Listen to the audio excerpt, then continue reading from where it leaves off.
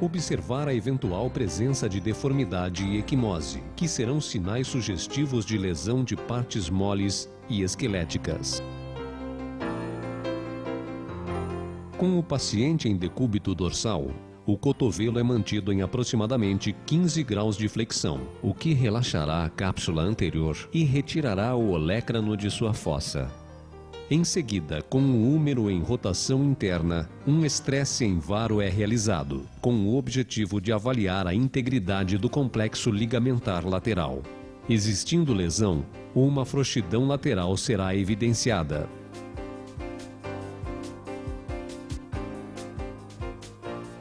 O cotovelo é mantido em aproximadamente 15 graus de flexão.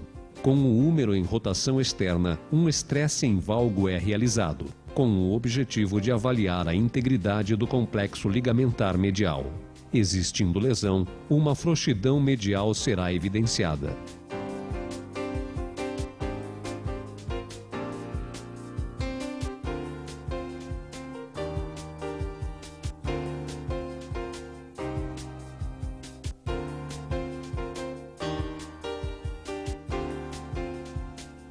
Com o paciente em decúbito dorsal, coloca-se o antebraço em supinação total. O examinador segura o punho do paciente e, iniciando uma posição de semiflexão, realiza lentamente a extensão, mantendo a supinação. Com a outra mão, realiza um estresse em valgo do cotovelo, mantendo uma força de compressão axial com a mão que está no punho. Este teste, quando positivo, produzirá uma subluxação das articulações húmero-radial e húmero-ulnar.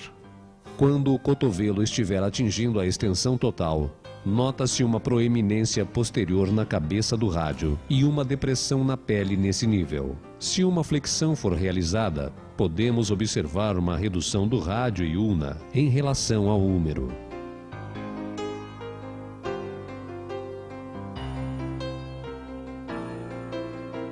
Durante a inspeção, observar eventual presença de atrofia muscular na mão, de textura da pele e de posicionamento dos dedos anular e mínimo, garra cubital. O exame inicia-se pela avaliação da amplitude de movimentos da articulação do cotovelo, flexo-extensão. Durante o movimento, palpar o nervo ulnar para avaliação de eventual mobilidade anormal, com subluxação anterior do nervo. Em seguida, realiza-se a percussão no trajeto do nervo ulnar para demonstração do sinal de Tinel. O teste da flexão máxima do cotovelo é como o de Fallen, para a síndrome do túnel do carpo. É realizado mantendo-se o cotovelo em flexão máxima, com o antebraço em supinação e o punho em extensão. A presença de parestesia na distribuição do nervo ulnar após 60 segundos constitui um teste positivo. Em seguida, deve-se pesquisar a sensibilidade que estará alterada na região dorso ulnar da mão e dedo mínimo e bordo ulnar do anular. A motricidade é avaliada através do músculo flexor ulnar do carpo, flexores superficiais dos dedos anular e mínimo e os intrínsecos da mão. Os flexores dos dedos e do punho estarão frequentemente normais, pois sua inervação encontra-se acima do túnel cubital, ou seus axônios estão localizados posterolaterais dentro do túnel, o que minimiza a sua compressão.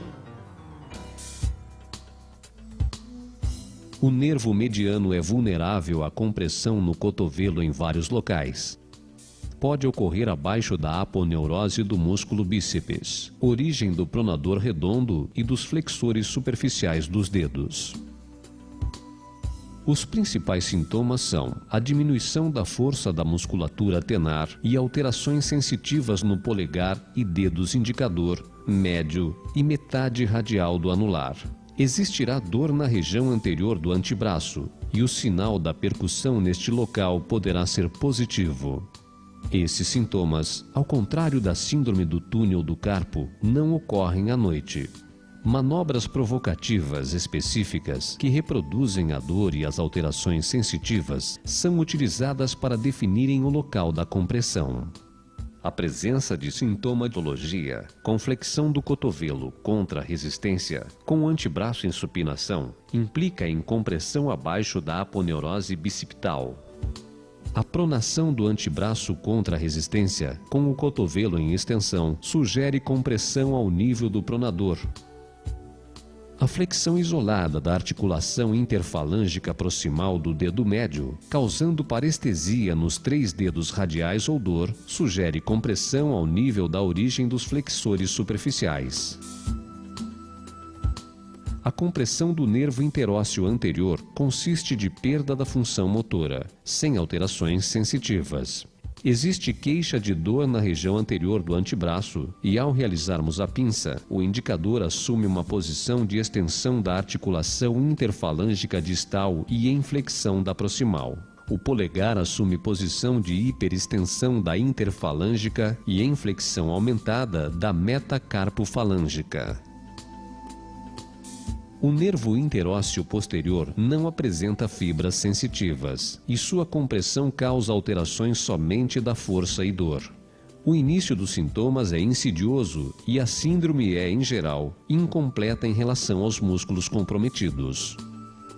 É necessária a avaliação cuidadosa dos músculos por ele inervados, que são curto extensor radial do carpo, extensor ulnar do carpo, extensores dos dedos e próprio do indicador e dedo mínimo, abdutor longo do polegar e extensores curto e longo do polegar. Em seguida, será realizada a avaliação de cada um dos músculos isoladamente. A síndrome do túnel radial está frequentemente associada à atividade laborativa que envolva a extensão forçada do cotovelo e rotação do antebraço. A queixa frequente é de dor profunda na face lateral do antebraço, sendo comum à noite.